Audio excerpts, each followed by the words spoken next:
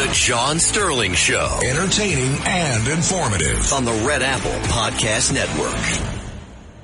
Good afternoon, everyone. It's wonderful to be here again. Wonderful to have you as my audience. And thank you very much for tuning on the radio at 77 WABC. We almost had a special day. Almost. Clark Schmidt of the Yankees pitched 7 innings of no-hit ball. It wasn't perfect. He walked 2 men, but he had hit 103 pitches. And this is a guy who has been injured. I know it wasn't a popular decision. He's going to get knocked in the newspapers, but Aaron Boone did something for the team, which he was supposed to. He's the manager, and also for Schmitty, because he's had a lot of injuries. Now he's pitching well, and he didn't let him go more than 103 pitches. So they brought in a fellow who they just picked up, J.T. Brubaker, and he immediately gave a base hit to Gary Sanchez, and that ends the no-hitter. But congratulations. Clark Schmidt is a terrific guy, someone you really root for. And last year, he started to become the pitcher we thought he could be, a winning pitcher in the big leagues. And then he got injured. Now he's come back, and now he is pitching great ball in back of Fried and Rodon.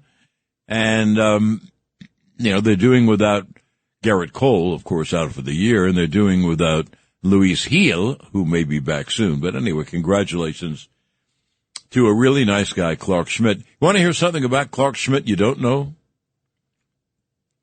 His dad is a pilot, and he regularly would fly the Yankee plane. It's a charter. And can I mention it, Delta? I guess I'm giving them a fat plug. But anyway, when you leave the plane, the pilot normally comes out to, say hi, how you doing and all. And that's how I met Clark Schmidt's dad. Really good guy. And he must be busting his buttons today over his son, who pitched 7 innings of no-hit ball for the Yanks. He struck out 5. He walked 2. The Yankees hit 4 home runs. They won going away. But Gary Sanchez got the hit. And he got a 2-run hit last night when the Orioles won that game. I have been a very lucky boy, as I've told you many times. I have been on the air now 65 straight years. I've been gainfully employed for 65 years. Wow. And in being I was with the Braves for 5 years, and then the Yankees for 35 years. And I've called 4 no-hitters. Pretty good. I mean, I have nothing to do with it. It's the pitcher who does it. But I've been the broadcaster for Jim Abbott's no-hitter in the early 90s. It was spectacular because, if you remember, Jim Abbott was born with only one hand. And the first time I saw him pitch out in Anaheim, Joe Torre, who was then on TV for the Angels, told me, John, after a few pitches, you won't remember that he only has one hand. That's how quickly he switched. He threw it and then put a glove on to protect himself. Amazing. Well, anyway, against Cleveland, one Saturday afternoon, like today, he pitched a no-hitter. I don't know if it was 92 or 93, but I know that Jimmy pitched a no-hitter. Then the next no-hitter was really more special because it was so surprising. It came from, as they say, out in left field. David Cohn was injured, so Doc Gooden had to fill in for him on a night game against Seattle, and that was in 96. And by the way, Curtis and David Patterson were talking. That was, the World Series was 96, not 97, but Curtis, I never knew you got me the truck. Thank you. After that, when the Yankees won in 98, 99, and 2000, we had that fabulous parade. They gave us a convertible. And so Susan and I would be in a convertible, or Michael and I would be in a convertible. And one year, when they won in 2009, I got all my kids in the car, too. And you can't believe what that's like, going up the Canyon of Heroes and have people shouting all your calls. I mean, it just blows your mind.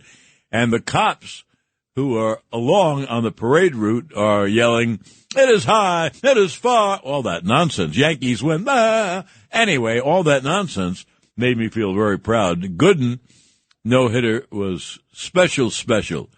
David Cohn was in one hospital in New York having the operation to clear him of the aneurysm, and Gooden's dad was in a hospital in Tampa. And Gooden left the next morning early and flew to Tampa and gave his dad the baseball. That's something. They pitched a no-hitter. Then the next two no-hitters I broadcast were perfect games. I mean, you can't get better than that. For those who are new to baseball, perfect game means no one reaches first base. No errors, no walks, no hit batsmen, and most of all, no hits. And the two men pitched perfect games in back-to-back years. So if you're saying to me, John, do you think you're lucky? Boy, do I think I'm lucky. David Wells pitched his in 98. The last out was a fly ball to right, and O'Neill came in and made the catch, and Wells had a perfect game. Then the next year, isn't that amazing? Not too many perfect games are thrown. And then my buddy David Cohn pitched a no-hitter. And the last out was a pop-up to third.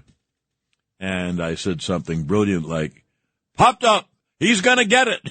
Down from third comes Brocious. Can you imagine memorizing this? Remembering it. Anyway, I didn't memorize it, but memorizing it or remembering it is amazing because it was so many years ago. And those are my story of the no-hitters. And I'm sorry for Clarkie but that's what they do nowadays. There's so many injuries to pitchers. Phenomenal. We're going to have a guest on who is with a great team, and man, they have pitching injuries like you can't believe, and still they're in first place. So, that's all I wanted to tell you about, Curtis. Yes, Curtis Sliwa. I'm sorry, Curtis. You know, not only would I love to vote for you, I would vote 3, 4, 5 times for you, but I live in New Jersey. So unless you're going to run for the mayor of Edgewater, and I know the mayor is a really good guy, so I don't think I can vote for you. I don't think they'll allow me to vote in New York since I live in New Jersey. Well, that's the beginning. We have a guest coming up you'll love, and then later on we have another guest coming up you will love. So please stay right there. Oh, I didn't give you the phone number. If you want to call, we'll get you a few calls. 1-800-848-9222. 1-800-848-9222. The executive producer of the show is manning the phones today, Rich Rottobali, and our producer-engineer across the glass, handsome young man, is Eric Williams. And we'll get back with more right here at 77 WABC. The John Sterling Show on the Red Apple Podcast Network.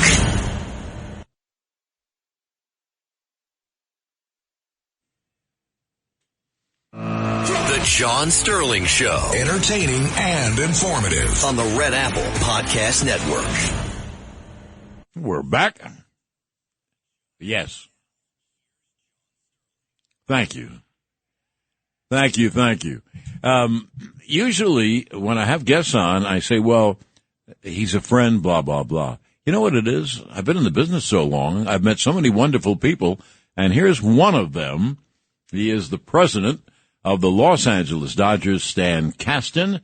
Hello, Stanley. How are you? I'm great, John. It's so great to be on with you. Well, we're going to do a good show. I guarantee it. If you're wondering, Stan Kasten was my boss as the general manager of the Atlanta Hawks. And to give you some credit, you were really young when you became the general manager. How old were you? I was 27. Wow. Yeah, it has, and that was a very long time ago. Yes, it was. Before that, John, I used to go to college listening to you on the radio. So you're older than me. Much. So that's what I remember. much older. I kidded at the beginning. I've been on the air 65 years. Amazing. That's amazing. Just to be gainfully employed for 65 years is phenomenal. Really. Well, Stan, let's begin in our time together. The Dodgers did something just totally amazing. And by the way, it's great news for the New York Yankees. They bought the L.A. Lakers for $10 billion. Stan, how did that come about? And are you involved with the Lakers as well? Well, it was Mark Walter that did it as part of his overall sports portfolio. I'm involved in his sports portfolio. And I've been friends and, kind of a unofficial member of the Laker family for a very long time. I've known Jeannie since she was probably a teenager, and I know all the people down there. So Mark and some of his other partners already owned a third of it. The deal is not official yet, so I can't really talk about it. But if Mark is involved, I have a feeling I'll be involved somehow. But it's an exciting time if this gets finalized because for me, Mark is the best owner in sports, and as you know, I've known a lot of them. He believes in hiring really good people and letting them do their job, which I think is the secret to everything, not just teams, but corporations. And so, again, if this deal gets finalized, it's a very, very great time for fans in Los Angeles. Well, Stan, I mean, when you own the Dodgers, whose attendance is phenomenal and team is phenomenal, and then you move across town and get the Lakers, as they used to say in old detective novels, the Dodgers buy a lot of water in that town. So it's pretty exciting. Tell me about the Dodgers. I know they're in first place. They have about the same record as 3 or 4 other teams. I think if the Dodgers weren't so injured, they probably would have a much, much better record. Talk about the Dodgers. Well, I agree with you, but, it's all about October, and so whatever we do in the regular season is about positioning ourselves for October. I agree with you on the injuries. The good news is most of our big important injuries are short term. We have people all coming back in the next 2 to 4 to 6 weeks, like Blake Snell, like Tyler Glasnow, like Blake Trinan. Right behind them will be Roki Sasaki. As you know, we've just gotten Shohei and Clayton back in the last 2 weeks. So we think we've had a really good first half of the season, but we think we can accomplish a whole lot more and hopefully have everyone ready to go for October, which is, all that matters to us here in Los Angeles. Well, I might add it's all that matters to us here in Yankee land. Yeah. is October. And, last year the Yankees had a chance to fly back to L.A. with a 3-2 lead, but they didn't play well enough, so they didn't deserve it. Is it unbelievable for you, Stan? By the way, when Stan was with the GM with the Hawks, and then a few years later he was so talented that the Braves made him their general manager. He was general manager of 2 different teams, which is just president, not GM, just president of the Braves. Oh, just president. Oh, I see. Oh, you're right. Because Bobby Cox was GM before he went down on the field and won every year. What do you think of this Dodger ball club? I think it is really deep when healthy. I think it has a lineup as good as I've ever seen anywhere, 1 through 9. And it has, an incredibly deep on paper rotation and a very deep and versatile bullpen, which you all in New York got to see up close and personal last October. Sure did. I think it has all the ingredients to win. Everyone needs some luck along the way. We got some last year that helped us win. But I think we have the elements to win again, John. It's hard to win once, really, really hard to win once. Obviously, it's much harder to win twice. But I think we have the elements that could make that happen. Well, I think you sure do. Everyone would talk about having the 3 at the top of the order. I don't now how you could have a better three in Shohei and Betts and Freddie Freeman. But you know what? I think the secret to the Dodgers and teams like that, and there aren't many teams like that, then the secondary hitters are really good. Teoscar, Will Smith, Max Muncy, Tommy Edman. It's a pretty good batting order. Yeah, it wasn't an accident. We work really hard at it. We have, I think, the best in the game in our front office, starting with Andrew Friedman, Brandon Gomes. They work really hard with Dave Roberts and his coaching staff. They work really well together. All of those pieces need to work together to make things happen. Plus, you need the luck. So anyway, it all fell into place last year. It might have not happened if we hadn't won that first really challenging round in San Diego. A lot of people didn't think we'd get through that, but we did, and we played a tough Mets team, played a very tough Yankees team, and like I said, I think we had the elements to come back and do it again. Oh, one thing about San Diego, obviously the spirit of battle is still there because you had both managers fined after, I forget which game in San Diego, game last year or the game before.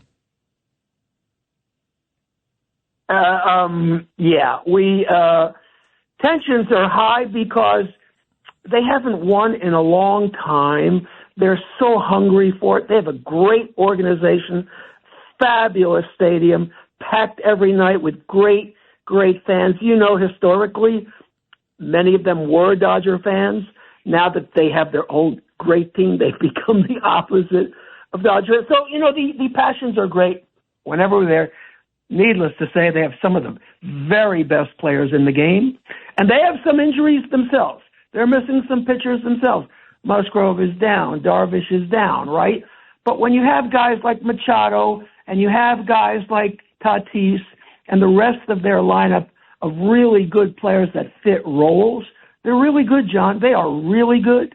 I've watched them up close and personal 6 times or 7 times in the last 2 weeks, and I expect them to be there and contending, and I expect them to be a tough opponent for somebody in October.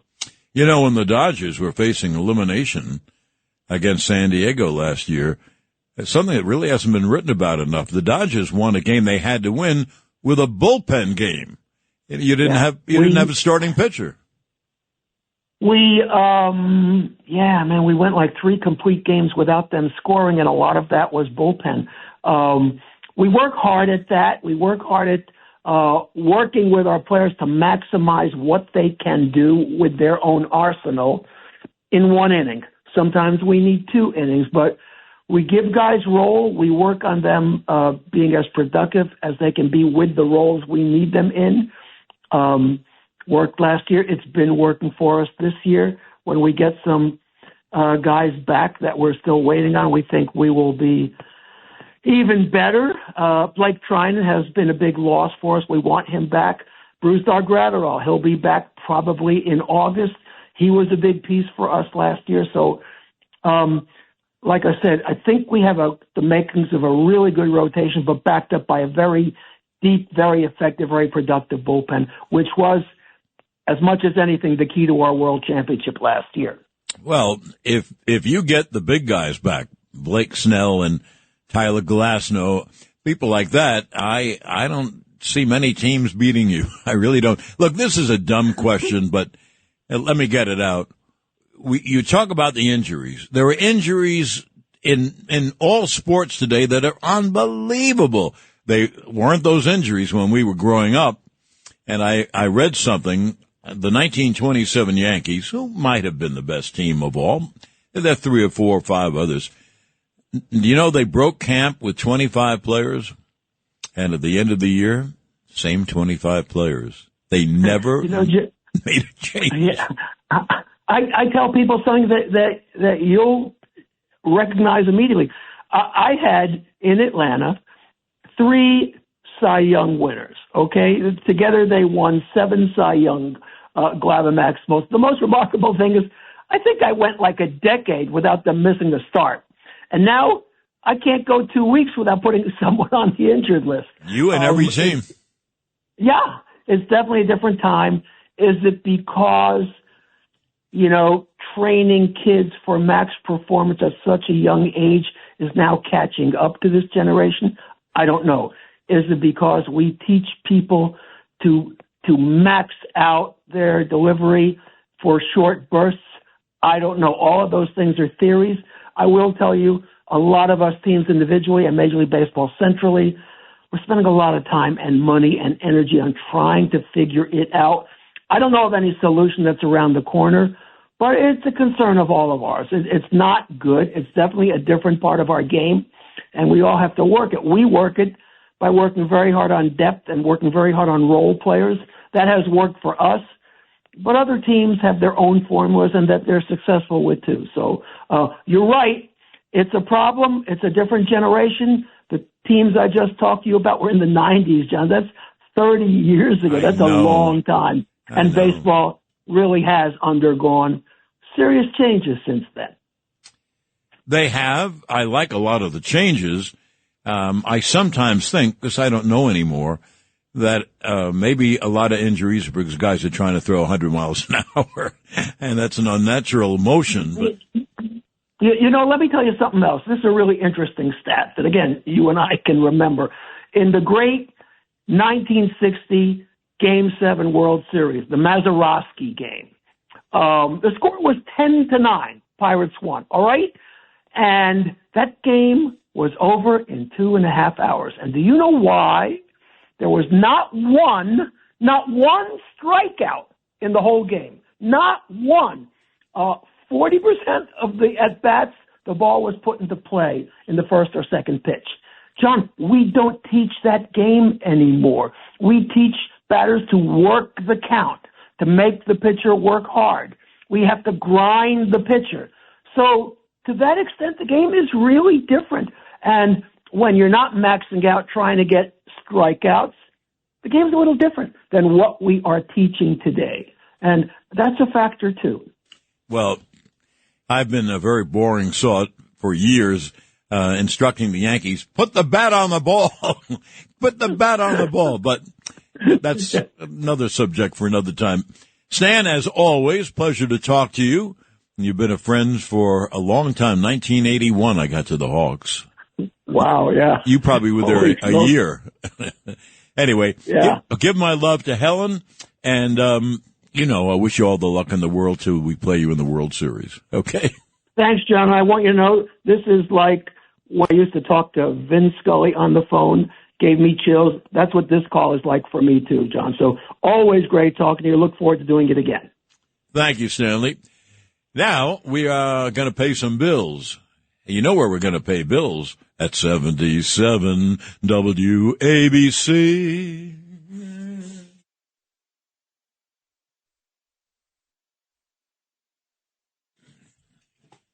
The John Sterling Show. Entertaining and informative on the Red Apple Podcast Network.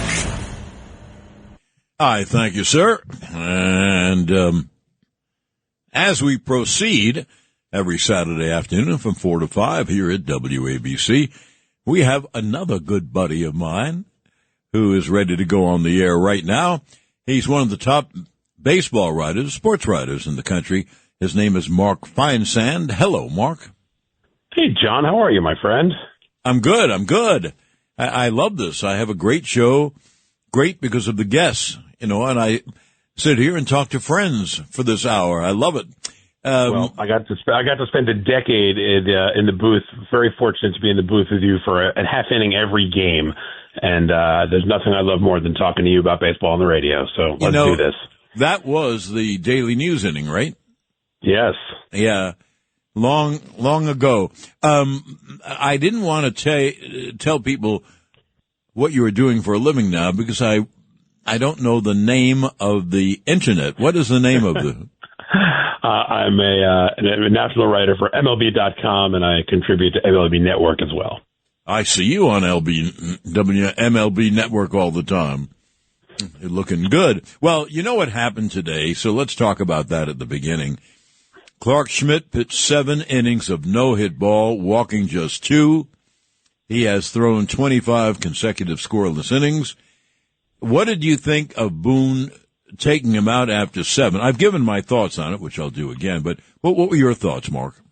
I know it's unpopular with fans, especially those who were at the stadium trying to see history, but I thought Boone made the right call, because if you're going into the ninth, with 105, 103 pitches, and it's already a career high, maybe you let him go batter to batter, see if he can get a couple quick outs.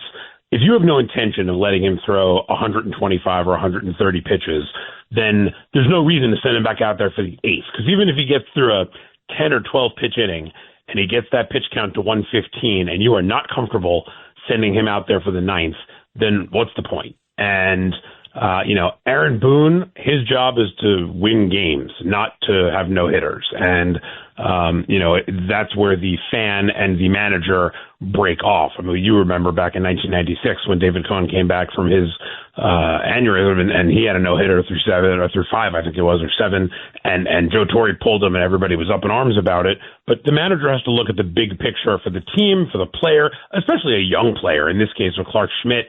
He's had some injuries in the past. The Yankees need him to be healthy and effective. He's been effective, and now Aaron Boone is doing what he thought he needed to do to make sure he stays healthy. Well, Mark, I couldn't agree with you more. That's what I said on the air, that Boone is going to be criticized, but he had finished 7 innings with 103 pitches, and they're not going to let him go to 125 or 130 pitches. And Clark Schmidt is a guy who's coming off injuries. Now, he's the last year as well. Now he is really becoming a big-time starter. And the Yankees, with the Cole out and Heel out, they need him. So we agree on that. I think the fans probably were unhappy, but as you say, it was only the end of 7. It wasn't even at the end of 8. And Schmidt is becoming a heck of a pitcher. And let me say, I understand why the fans would be unhappy. Fans, especially the ones who are paying the money to go to the stadium, they want to see history. I mean, I used to sit there in the press box and I would see whether it was Joe Torre or Joe Girardi pull a guy with a no-hitter after 6-7 innings, and you'd be like, God, I just wanted to cover this no-hitter. It would have been so exciting. But you understand that, for the fans, for writers, that we have different jobs here. And so Aaron Boone looks at it. They're up 9-0.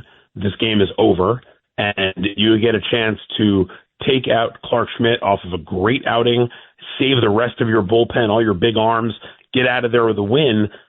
It makes sense, especially this time of year. If this is September and the game doesn't mean anything, and you're, that's one thing. But you're mid-June here, late June, in a dogfight in a 4-team race in the AL East. You can't take any chances of doing anything foolish that's going to get your guy hurt. No, I just couldn't agree more. And on the David Cohn game, which was a phenomenal game, he did pitch 7 innings. But at the end of the 7th inning, I think Bernie Williams had to make a catch over the wall to save not just a hit, but a home run.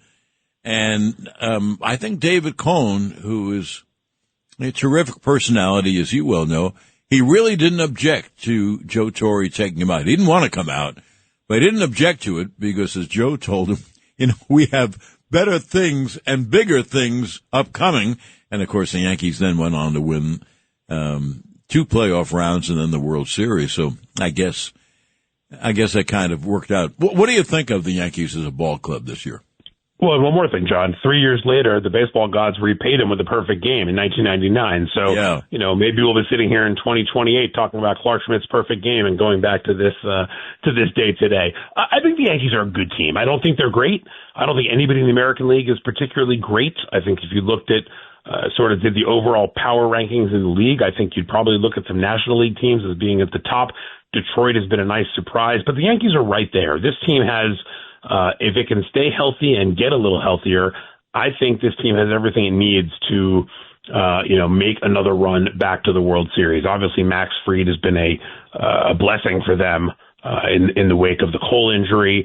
Rodon seems to have settled in really nicely. Schmidt has been, a bit of a revelation in the rotation, and they've got Luis Gil coming back as well. So, if Gil can come back healthy and be as effective as he was last year in his rookie campaign, and now that they're getting Luke Weaver's back, And if Devin Williams can continue to pitch well, they've got a nice bullpen thing going on there.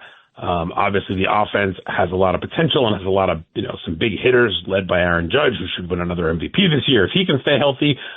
This team has everything it needs to win the American League. I think health is going to be the key, and I'm sure there are probably one or two spots, whether it's third base, whether it's another reliever, possibly another starter that Brian Cashman will go out and try to address at the trade deadline because, let's face it, that's what he does. He doesn't sit back and say, all right, well, we're probably good enough. No, if he thinks there's a spot to improve, he's going to do everything he can to try to improve it. Yeah, I like what Cash says. He says, it's my job to try to make the Yankees better every day. So, and I agree with that. And I thought last year, Mark, that Booney did a terrific job because that was not a very good team. Well, I should say it wasn't a complete team.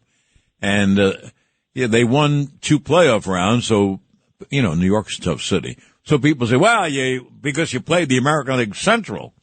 But the American League Central had knocked off the Houstons and the Baltimores. So how did they do that? I thought Boone did a heck of a job last year. And this year he has a few more players. I thought that Soto, who obviously did not want to be a Yankee, I thought when Soto turned them down, I think the Yankees improved greatly. What were your thoughts? Well, I think when you look, Soto would have been phenomenal if he had stayed. Him and Judge would have been as fierce a 1-2 or 2-3, I guess, in the lineup as anybody out there. But by Juan Soto turning down their $750 million, it allowed them to go out and fill a number of other holes that needed to be filled. If Juan Soto agrees to a deal with the Yankees, Max Fried probably isn't a Yankee. Yes. Paul Goldschmidt probably isn't a Yankee. So, they've got some pieces. Cody Bellinger, not a Yankee, although you'd have Soto on that spot, so you really can't worry about that. But I just feel like there are other spots in this lineup. Goldschmidt's had a nice bounce-back season. He's got about an 800 OPS. He's playing well at the age of 37. Obviously Fried has been a Cy Young front runner or certainly a top 3 candidate all year long. Those are really, especially in the wake of Garrett Cole's surgery, where would they be this year without Max Fried? And if they sign Juan Soto, Max Fried's not a Yankee. So it's funny, my son is 17, he's a huge Yankees fan, and when Soto signed with the Mets, he was distraught because he had really grown to love Soto very much. And I said, buddy, I'm going to tell you something right now. You're not going to believe me. In the long run, I think they're going to be better off that Soto didn't take their money.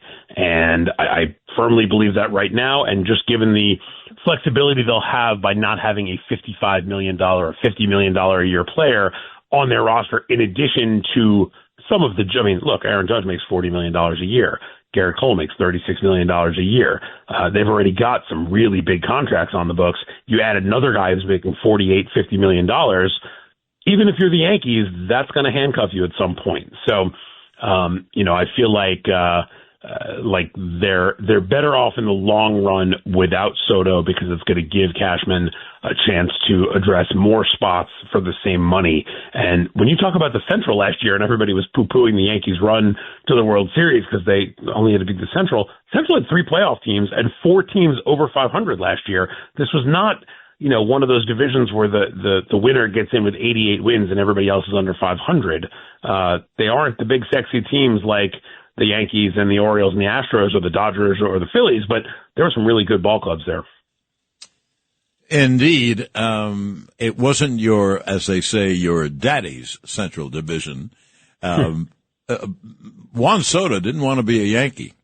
He turned down the name Yankees, the biggest name in professional sports.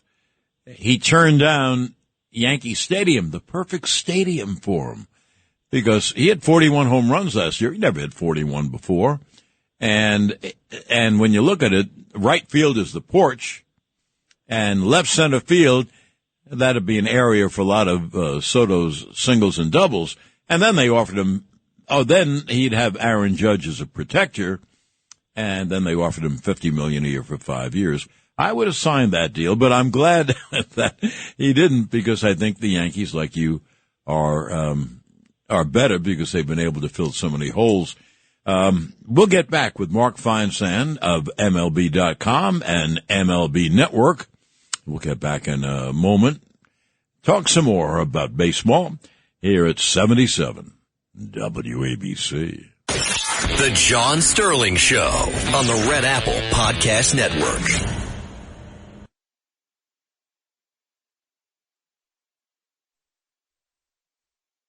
The John Sterling Show. Entertaining and informative On the Red Apple Podcast Network. And I'm on the air with a good buddy and a great baseball writer, Mark Feinsand of MLB.com and also the MLB television network.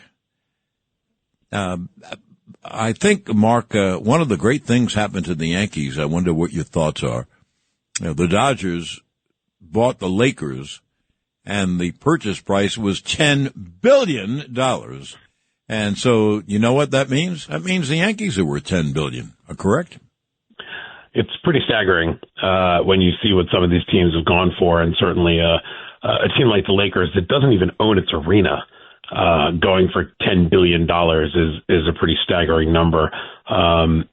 It would be fascinating to see what happens if the Steinbrenner family ever actually put the Yankees on the block. I don't see that happening anytime soon. But look, we know the Yankees, the Cowboys, the Lakers. There are certain franchises that are going to be the marquee franchises, especially when it comes to potential sales. Certainly I would think that that would be the Steinbrenners were probably smiling when they saw that number get reported. Yeah, I've been going all these years, Mark. Every now and then you'll see a note in one of the newspapers that the Cowboys and the Yankees are worth the most. And at some point I read $8 billion, but boy, not anymore. Not anymore. And the Celtics went for $6 billion. So, for the Yankees, George Steinbrenner, with help from friends, bought the Yankees in 1973 for $10 million. Have they done well? From 73 here, from 10 million to probably 10 billion. Well, just think about this. How many players on the Yankees this season are earning $10 million, right? And that's what the team was purchased for. This year, I believe there are 9 players on the Yankees earning over $10 million. So obviously we're talking about 50 some odd years later, but it's, I would think that the Steinbrenners are going to recoup that 10 million plus, whenever the day comes that they decide to sell. The NFL with the Cowboys and when you see NFL teams go for sale, their TV situation is so different than every other league. But just look at what some baseball teams have gone for. And then when you factor in the Yankees and their stadium and their history and the brand and everything else that goes with it, whenever that day comes that the Steinbrenner family decides to sell, it's going to be really interesting to see which multi-billionaires start to line up to try to become the next owner of the Yankees.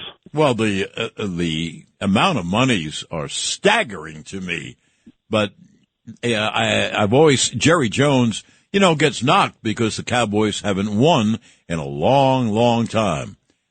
Yankees get knocked too, by the way, and but if I was Jerry Jones, here's what I'd say.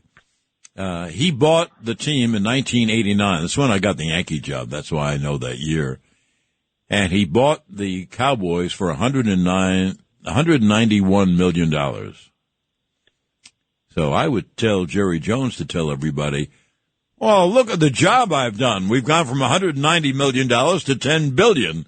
It's true. I don't think Jerry's going to have any problem turning a profit when he decides to sell either. It's pretty amazing to see what the prices in some of these sports leagues have gone for. Just think about this. Steve Cohen bought the Mets for about $1.7 billion, I think it was, just 5 years ago. I'm sure that's already worth multiple of what he paid. So, when you look at the popularity of the sport and the way that it's grown and continues to grow, there will be a new television contract at some point here in the next few years. Baseball's doing pretty well. And, certainly the Yankees have such an iconic brand, that's one that you can not be a baseball fan in another country and walking around, you'll see Yankee hats because people just know the brand and they, it's a worldwide situation. So yeah, I think the Yankees are doing just fine financially. They just got to, you mentioned the title drought, 2009. Brian Hook and I wrote a book on that season, and I can't believe it's been 16 years, but they got back to the World Series last year. Like I said, I think the American League is pretty wide open this year as well, and it wouldn't stun me if they were back there this year trying to end that drought. Well, I think they need a little bit of help. They are going to think about an infielder, I'm sure, with Cabrera out probably for the year. And I think, Mark, they have to look at their bullpen a little bit too. It's by the way, it's been pitching very well of late, but you obviously can't have too many really good pitches. So I think they'll probably make a move. I agree with you. I think, one of the problems of trying to project this stuff now on June 21st is that if you look at the standings up and down the league, it's so tight everywhere, right? I mean, I think right now there are only 5 teams in the league, 4 in the National League, 1 in the American League, that are double-digit games out of a wild card. So it's hard to project who's going to be a buyer, who's going to be a seller when you're 5.5, 6 weeks out from the trade deadline. That's not really going to clear itself up until we get to, let's call it July 25th, maybe 5-6 days before the deadline, and you start to see some teams either separate or have a 4-game losing streak that knocks them back some. And then you'll get a sense of who's available. There are a couple teams out there, Arizona, Baltimore, that could flood the market with expiring contracts that would help a lot of teams if they're out of it and if they decide to sell. Well, right now, neither of those teams are looking to sell. I mean, the Orioles, as poorly as they've played, they're 10 games under 500. They're 6.5 games out of a playoff spot. One good week, and all of a sudden they're 3 games out of a playoff spot. Arizona's 2.5 games out of a playoff spot, just a game over 500. So I think you have to see what happens with some of these other teams before you figure out who's available. But there will be players available that will help. Relievers are always available at the trade deadline. That's not going to be a problem. I think a lot of teams are looking at Arizona and hoping they fall out because a guy like Eugenio Suarez would be a great addition for a team like the Yankees. They've got a couple of relievers having good years. They've got Zach Gallen and Merrill Kelly, who would draw a lot of interest. So there are some teams out there that if they fall back and decide to sell, there's going to be some talent out there to be gotten. Well, you make a good point. You take a team like Arizona, who is behind the Giants and the Padres, and obviously the Dodgers, but not terribly far out, but they have a lot of good players. And the same is true for the Baltimore Orioles. And I figure that because there's so many teams involved, you see so many teams involved in the wild card race, I think there's going to be a lot of deals being made. I think there's going to be a lot of action in baseball before the trade deadline. Does Detroit surprise you? I mean, they have spent so many years being down, and now they have a big lead. I have been given a sheet here. They have a 9.5 game lead in their division over both Kansas City and Cleveland. Minnesota's 10 out. But that's kind of surprising that they would be in first place by that much. Yeah, I'm not surprised that they're playing well. I think they're a talented team. They certainly made that big jump last year by getting to the postseason. I'm surprised that they have that kind of a lead because I liked Cleveland and I liked Kansas City coming into the year. They've had a couple, Javier Baez, who looked like a complete lost cause and just sunk cost in terms of his contract. He's playing well this year. Riley Green's continued to be very good. Gleyber Torres is having a nice year in his first year in Detroit. And Spencer Torkelson, who was a top prospect who looked a little lost the last couple of years, he's come on. He's got, I think, 16 home runs and about 50 RBIs. Less than halfway through the season. Their offense is good. And of course, you look at Skubal and everything he's done. He's continuing to do what he did last year in that Cy Young race. Casey Mize has pitched well. So they've got some talent, but these guys are actually stepping up and doing, living up to the potential that we've been talking about for the last 3 or 4 years. but I wouldn't be surprised if they get aggressive at the deadline and look at this and say the American League is pretty wide open. There is no great team challenging us here, and if we can go out and add a couple of players and address a couple of spots that we feel are our weaknesses, I could see Detroit getting aggressive and really trying to sort of put their foot on the throats of the rest of the league. I have to get this in before you go off the air. We have to go off the air soon because I didn't mention the Mets. They're involved like the Yankees were in a losing streak, but they're going to break that. They've lost 7 in a row. Are the Mets good enough to beat out the Phillies? The Braves aren't there yet. I think the Mets have a tremendous team. What's happening with them? Yeah, look, we saw this with the Yankees a week ago when they couldn't score a run to save their life over 6 games. Teams are going to go through this. We've been around baseball long enough to know that 162 games is a really long season, and every team's going to have a week or two where they just look like the worst team in the world. And I think the Mets, when you look at the talent up and down the roster, I don't think anybody's worried that the Mets are going to fall off and fade into oblivion. They had this, terrible week. They lost 7 in a row, and here they are. They're still 1 game behind the Phillies, and they're still in the top wild card spot in the National League. So I think if you can endure that kind of thing and it doesn't sink you, when you come out of it, I think they'll be ready to get on another roll and prove that they are the class of the National League East. I think them and the Phillies are going to be a fascinating race down the stretch. Phillies got great starting pitching. I think they're going to have to add probably 2 relievers. The Alvarado suspension hurt them, and he's not going to be available for the postseason because of that suspension. So they're going to have to add some guys. David Robertson is still sitting out there at free agency, and he's the perfect guy for me because you don't have to give anything up, just pay him. I think Philly should be making a call to him. I'm sure some other teams will as well, but I think the Mets and Phillies are going to give us a really fun race down the stretch here. I would agree with you. I wanted you to talk about the Mets. It's not fair to go on the air and not talk about both teams. Mark, as always, it's great talking to you, and you get the boys together and we'll have dinner soon, okay? I'm looking forward to it, John. Glad to hear from you. Me too. Thank you, Mark. I appreciate it. Thank you. Well, we are about ready to go off. Eric, tell me again. We're coming up to 58, 59, 10. People have no idea what we're talking about. So you're going to play the music at, let's say 58:40? Attaboy. Well, to conclude, Clark Schmidt pitched a no-hitter for 7 innings.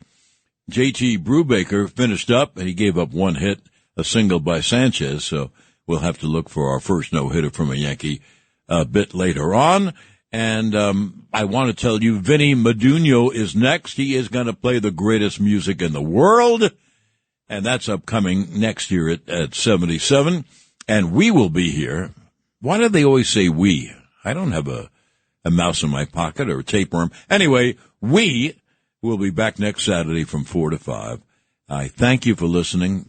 It's marvelous having you with me, and it has been a pleasure. Thanks for listening to The John Sterling Show. You can hear The John Sterling Show Saturdays at 4 on 77 WABC. If you like the podcast, share it with your friends and listen anytime at WABCRadio.com and download the WABC Radio app. Hit that subscribe button on all major podcast platforms. Plus, follow WABC on social on Instagram, TikTok, Facebook, and X. See you next time for a new episode so you never have to wonder. What the heck is going on here?